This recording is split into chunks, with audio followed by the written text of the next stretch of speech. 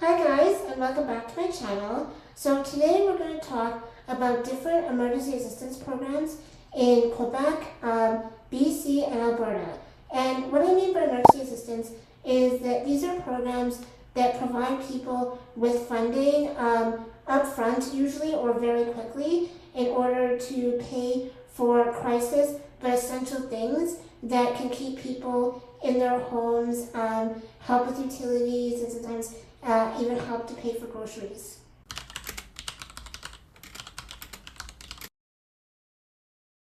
So next we're going to talk about the British Columbia Crisis Supplement.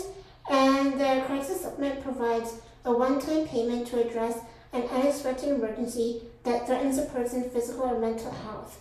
It is only issued when failing to meet the expense would cause immediate danger to someone's well-being. The need must result from unforeseen events that suddenly prevent the person from paying the expense or obtaining the essential item. Available to people receiving income support, disability assistance, or hardship assistance, and the ministry will approve the least cost appropriate option to resolve the urgent need. So again, this, similar to Alberta and Ontario, is a one-time cost that threatens your safety and is an emergency need.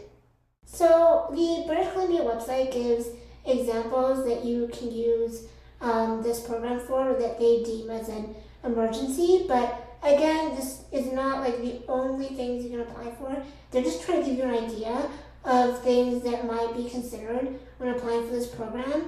And for instance, supplement may be helped when a roommate leaves unexpectedly and a person becomes responsible for the full rent. When unusual cold weather that creates an unexpected high heating bill can qualify as a crisis. Food replacements can be approved if a power outage destroys groceries in the home. A sudden illness that forces someone to buy over-the-counter medication instead of paying essential bills may be eligible. And my favorite, a bed bug infestation requiring a new mattress can be considered an unexpected emergency need. So again, wide-ranging. There's a lot of things that can apply to this program, but it's always emergency needs, and it's always kind of a one-time payment or a very short need that is within like a short period, whether it's like a month or less, not an ongoing support. The eligibility requirements are pretty straightforward. The person applying must have no cash or assets available to cover the expense on their own. Clients do not need to prove they contacted charities or community resources before applying. There must be a clear evidence that failing to pay the expense will put someone's health at risk. The family unit must already qualify for income assistance, disability assistance, or hardship assistance. Support cannot be used for ongoing needs or anything prohibited by the regulation. So, which is pretty straightforward in terms of the eligibility for the two programs, where it's like, a short-term need and you have to show that you cannot pay for it, so there is some documentation required.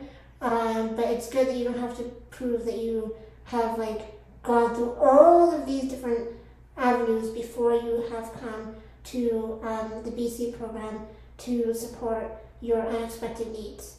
So when it comes to different parameters and limits in the program, the crisis supplement can be only issued for the calendar month in which the request is made. It cannot be used to pay for health supplements or medical goods listed in Schedule C. It cannot cover landlord-tenant arbitrary fees which are waived by the BC Employment and Assistance clients.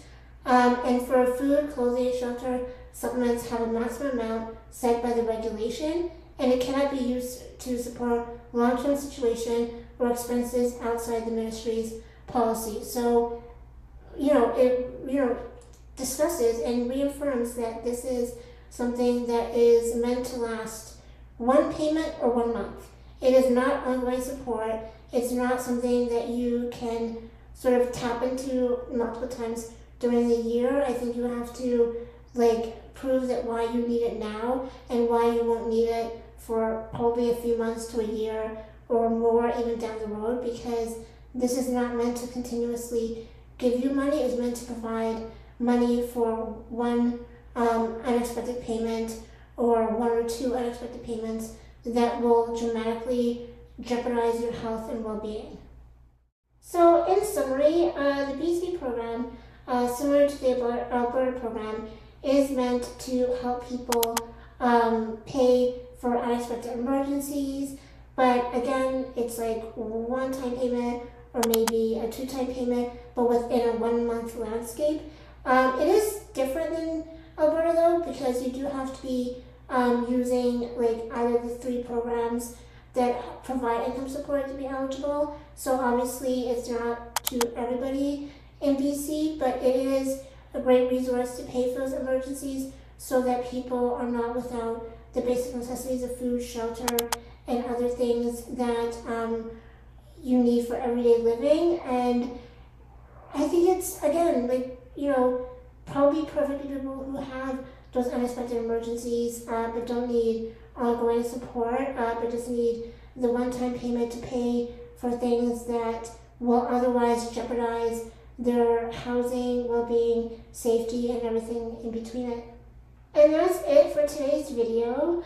I'm going to actually, not only am I going to link all of the resources that I spoke about in today's video in the description, but I'll also link this ebook that I have that discusses all of the emergency assistance programs in every province and territory in Canada, because it is administered through provincial resources and whatnot. So if you want to take a look at that, it is a free ebook, so you don't have to pay for anything. And again, if you like this video, please comment, share, like, subscribe, and tune in to next week where I'll discuss other resources. And please watch the video that I'm going to link at the end that discusses programs for emergency assistance in Toronto for people who are on government assistance or non-government assistance, depending on what resources that you need. In case if you know anybody who lives in Ontario that needs emergency assistance as well. And I will see you next week.